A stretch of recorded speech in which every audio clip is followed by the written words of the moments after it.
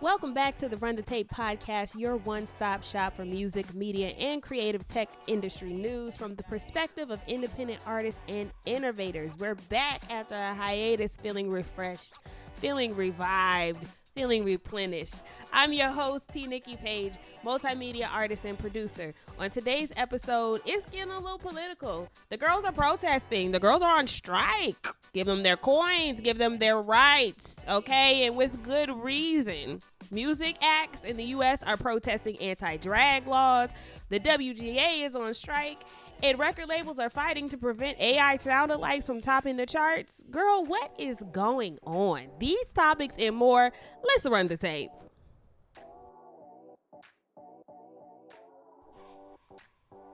This episode is brought to you by Photo Savings, an online source for all things music, pro audio, and photography. They have amazing prices for instruments, audio, and video production equipment like the Focusrite audio interface I'm using in studio right now. Step up your studio setup for the low and use my code TNikkiPage for 10% off of your order. In current music news, as anti-drag legislation continues to affect states across the U.S., musicians and performance artists have been using their stages to fight back. Across the country, conservative activists and politicians complain that drag shows contribute to the grooming of children. At least 16 states are considering restrictions, but no one acted as quickly as Tennessee did, making drag performances in front of children a potential felony to ensure drag shows cannot take place in public or in front of children. Now, the word drag doesn't appear in the Tennessee bill. Instead, it changes the definition of adult cabaret in Tennessee's law to mean adult-oriented performances that are harmful to minors. It also says that male or female impersonators now fall under the category of adult cabaret among topless dancers, go-go dancers, exotic dancers, and strippers. Now, I don't know. Rub your temples for a second because we're getting into it. Knoxville Democratic Representative Gloria Johnson, that's the same one who was almost expelled for breaking House rules on conduct and decorum after that protest with all those kids in Tennessee after the school shooting. She has had a lot to say about her opposition to the drag bill.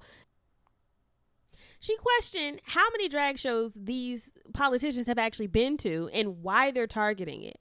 That's my question too. Why are you targeting it? Because she said, I'm thinking about a place where men wear tights. That's WWE wrestling, right? And 1/3 of the audience of WWE wrestling is children.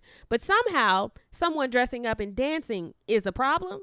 So we've got shows like Emmy Award-winning RuPaul's Drag Race and We're Here on HBO that are like at the height of popularity right now. Drag entertainment is actually more mainstream than ever. And here's the thing, drag obviously is not new. It dates back centuries to ancient Greek, Roman, and Japanese kabuki traditions. Performing in drag was especially popular in the Shakespearean era, where men impersonated women in theatrical productions because women were restricted from participating. Interestingly enough, theater had a strong link to the church and religious beliefs that enforced gender norms that deemed women inferior. So in a twisted form of misogyny, the solution was to have the men play women. And then when vaudeville and burlesque became popular in the 19th century, women finally started getting roles in theater. However, the roles that they were getting at first were only in comedic roles impersonating men. I actually recently visited the Hollywood Museum, and they currently have an exhibit on display about the history of drag on screen. And drag has been seen on screen as far back as like 1904. So out of curiosity, will Shakespeare be banned from educational curriculums? Like, where's the line drawn on what's considered drag in front of children? Because Tyler Perry as Medea, that's drag, right? Miss Doubtfire, that is drag. Martin Lawrence as Shanae, that's drag. But like that episode of SpongeBob where Patrick is wearing those thigh-high leather pleasers and fishnets, or the one where he's dressed up as Patricia, is that not drag? You gotta make it make sense to me. Because even like Dolly Parton, who's Tennessee's sweetheart, like they love her, has always said if she hadn't been a girl, she'd been a drag queen. So drag is an art form that I think has, I suppose it's defined differently by everybody, but they've they've decided that the definition of drag is male or female impersonation, and it's automatically an adult cabaret act that is harmful to minors. But if it's on SpongeBob, which is for children, is that harmful to minors too? Artists like Lizzo and Haley Kiyoko and other artists have actually been told to cancel their shows in Tennessee. And Lizzo said, well, why would I not come to the people who need to hear this message the most? Why would I not create a safe space in Tennessee where we can celebrate drag entertainers? So what does she do? She said, I'm bringing drag entertainers out. And she brought drag entertainers out for a performance of her song, Everybody's Gay, in direct defiance of the restrictive anti-LGBT laws.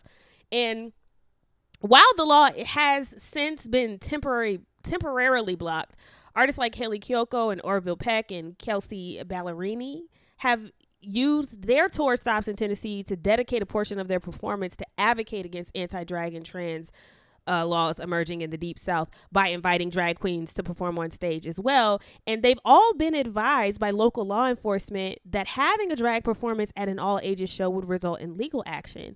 Kelsey Ballerini actually used her platform at the CMT Awards to invite drag performers, including Manila Luzon and Olivia Lux, who've been on RuPaul's Drag Race, on stage during the performance at the ceremony in Austin, Texas, which I'm sure I need to go back and watch that video. Because I'm sure the crowd was loving that. Here's the thing. This is not people just playing dress up and having fun anymore. This is people risking legal action simply from performing in their respective art forms. So what do we do, right? What do we do to make sure that our right to perform our art is protected? Because where one artist can be censored, it directly opens the door for the rest of us to be censored for what we have to say, for expressing our personal experiences. And that's now we're getting into censorship, right? We're getting into censorship when we start talking about calling people's performance art harmful to minors. There's so many things that are harmful to minors in this world that we live in. And, you know, a couple pounds of makeup and wig is probably not at the top of the list, to be honest with you. You know, if you're still in your kids, you know, go to church, there's a couple folks in there that probably are harmful to minors. Let's be honest. It ain't that safe to send your kids off to school these days. So while I do commend these artists for saying, okay, well, I'm going to bring drag performers out on the stage and put them in the forefront as an act of protest in states like Tennessee, where, you know, there's legislation banning drag. I wonder, right, would it have made a bigger impact if they would have said, I'm not going to do the show, right? Because at the end of the day, right, they rolled up in Tennessee, they played those tour dates, they still got that money, right? They still got paid. They may have risked, you know, legal action or whatever, but they weren't the ones performing in drag. So the people who are really putting themselves on the line are the drag performers who are, quote unquote, breaking the law, not them. They just, you know, they're in support of them, but they still got their check, right? Or was it an act of them saying, well, no, I won't back down, I'll risk it? What do you think? What do you think is the most effective way to protest a law like this? Is it to show up and actually do the show, still collect your coins? Or is it to not do shows in that state anymore? What do you think?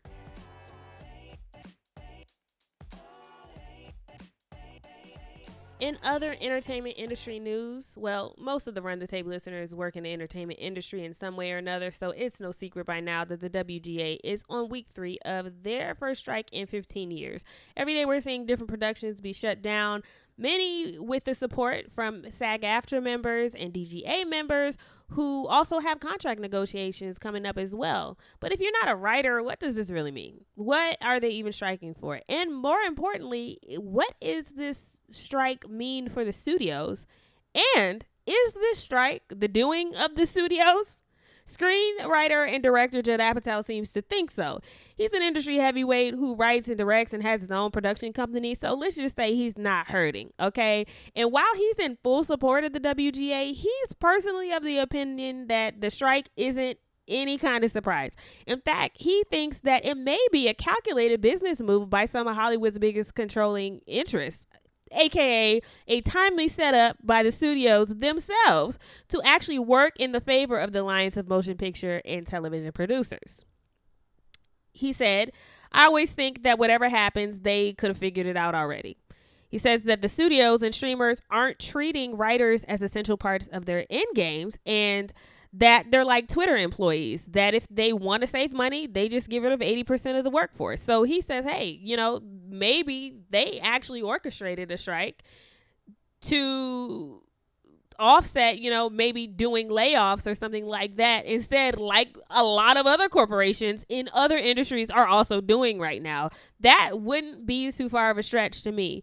The WGA said in a statement that pay had become so low that the AMPTP had essentially created a gig economy inside of a union workforce. And the WGA was also really concerned that authors would be replaced by studio-owned AI programs. Here's the thing, right? I don't personally think that that's a far stretch. When you look at what's happening in the economy and you look at how almost every other corporation is moving with its employees to increase, and to basically cut costs and increase, money for themselves, they're getting rid of people who want to be paid more. And I think that, this is a different type of industry. So they're not necessarily laying people off from jobs that function a little bit more like a gig economy. They're just saying, hey, well, what if we just drive them into strike? I didn't think about this until I read it. And while some people are saying, oh no, trust me, studios don't want to strike. Well, it wouldn't be too far of a stretch. I don't personally think that we're at the point of using AI to write full-blown screenplays that have, nuance and depth to them. I mean, I've seen some of the ones that have been written by AI, and they don't make a whole hell of a lot of sense altogether quite yet. I'm sure that we may get there in the future. I mean, ChatGPT can write a lot of different things that sound like a person wrote them because it's using the data of people who actually wrote them to replicate that tone. I don't know if we're at the point where we're seeing like full-blown screenplays with depth and nuance written by AI, but it's not it's not that far-fetched that it may happen one day. It's not that far-fetched that AI will replace lots of things one day. I think that it depends on how we adapt to it. I think that there's maybe some things that still require a human touch, and a well-written screenplay is probably one of them. But I don't know. I'm not sure what can be done to prevent that from happening. And I don't know how close we are to that. The part of the negotiations for me that really intrigues me the most is where we start discussing royalty payouts and how dramatically royalty payouts have decreased since we've started to see streaming platforms become more prevalent. And that applies to writers, directors, producers, actors, and musicians as well. if you have received a royalty check from any streaming platform in the past few years, I don't have to tell you that the money is boo boo. I don't have to tell you that the money is garbage. You know, right? Any artist who has received a check from Spotify in the last couple of years, I don't have to tell you that that money is trash. Right?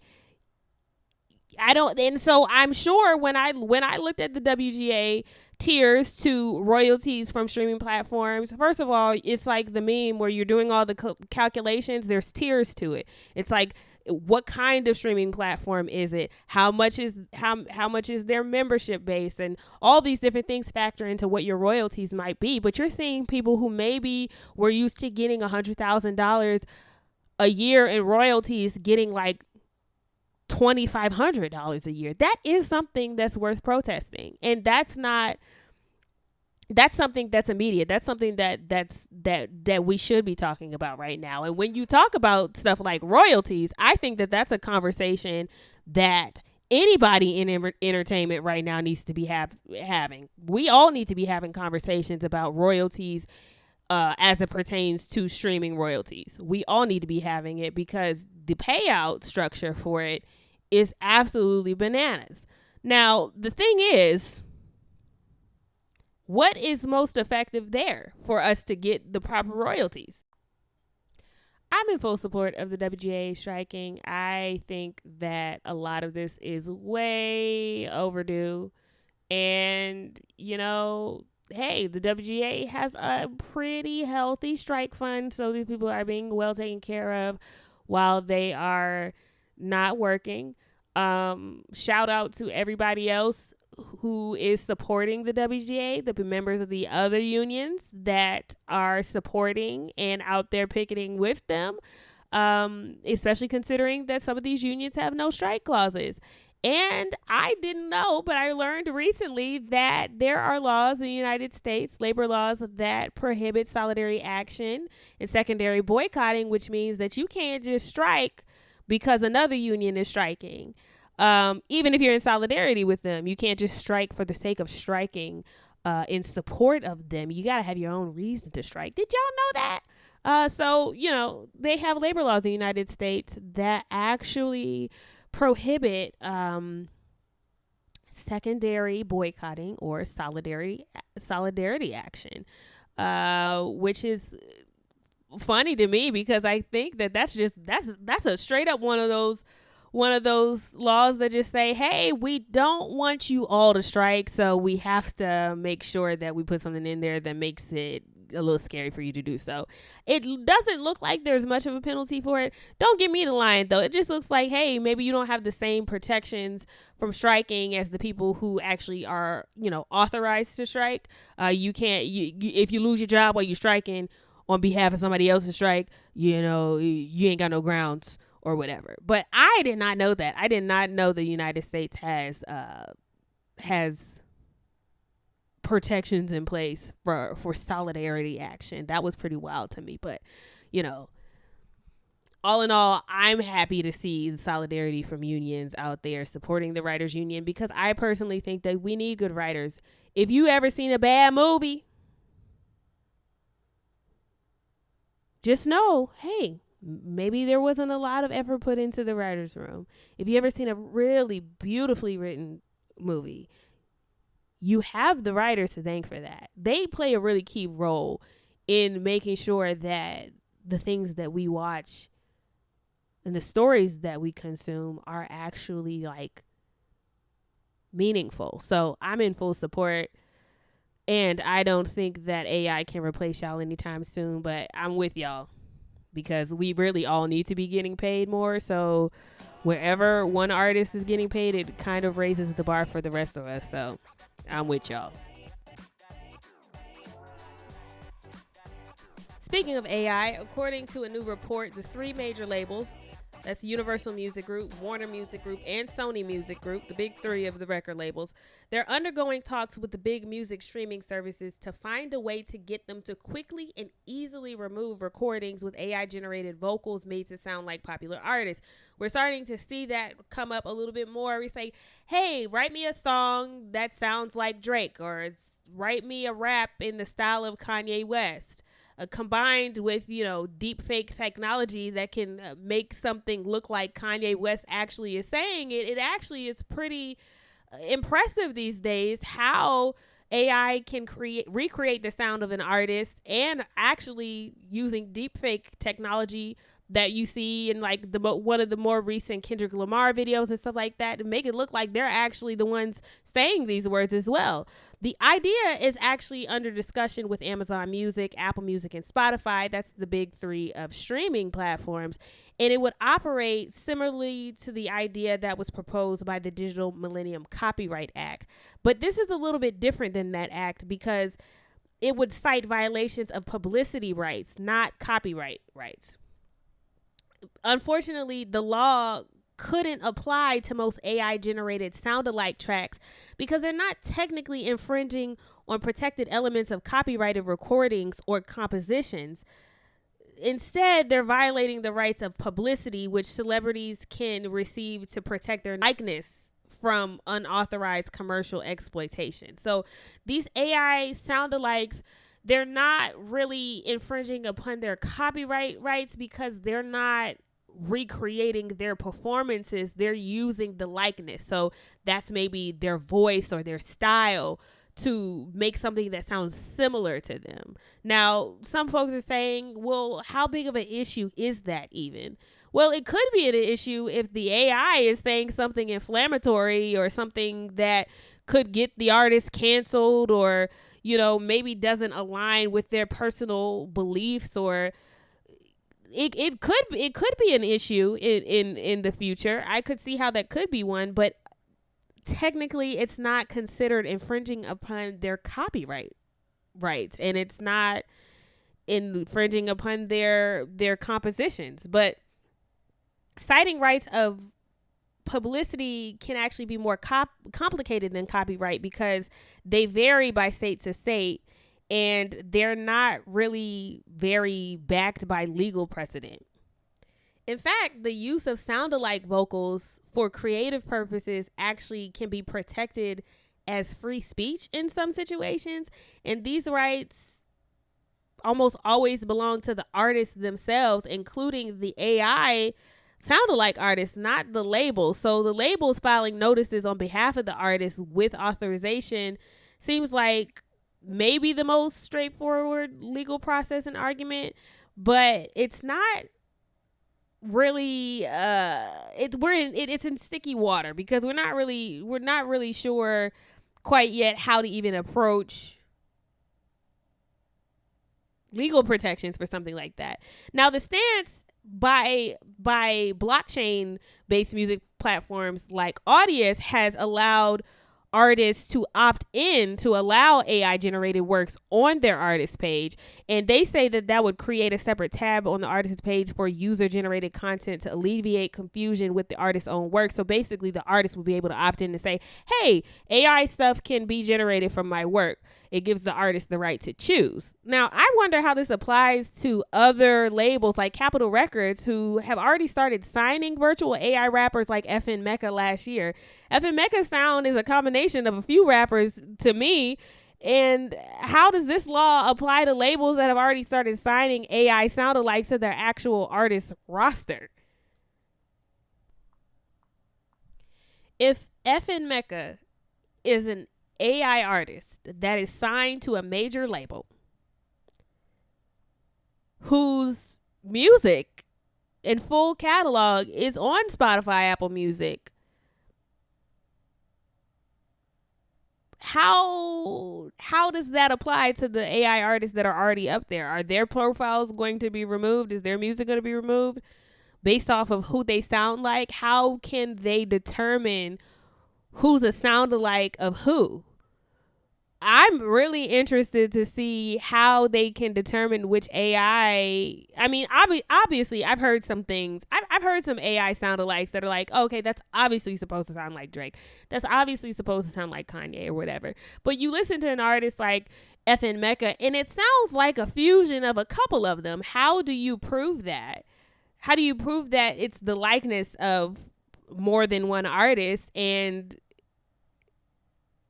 if one label wants soundalikes removed, but one label is actually signing AI artists, how consistent are the legal protections against artists from having their likeness used by an AI soundalike?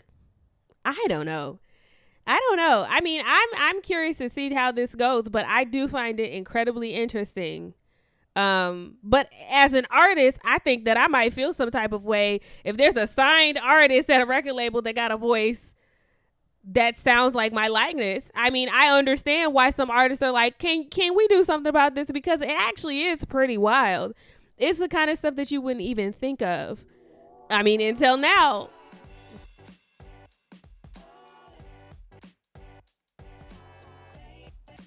So what's the conclusion here? How are we moving the conversation forward as artists, right? How are we taking legal protections and using business sense to make sure that we are protected, that we are getting the proper royalties, that we are protecting ourselves, and that our art forms aren't being banned by the United States government? The common thread here is really that all of this is really not about the art. It's political, right?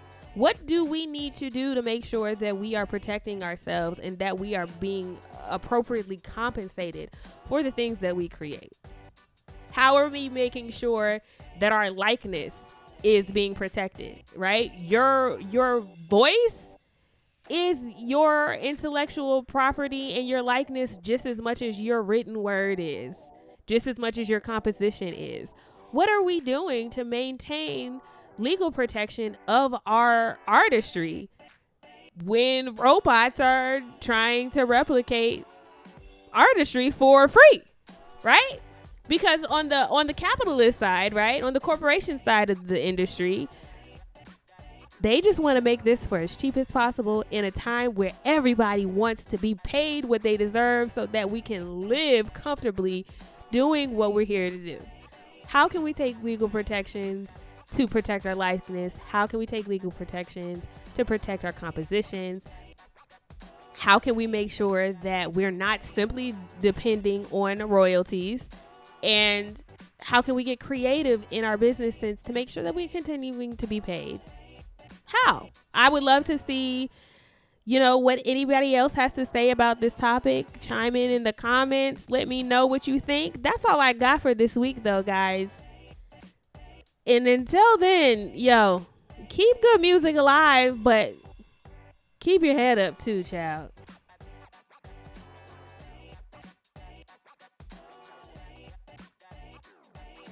The Run the Tape podcast was brought to you and produced by Chad Kinsey Studios. Check us out online at www.chadkinsey.com.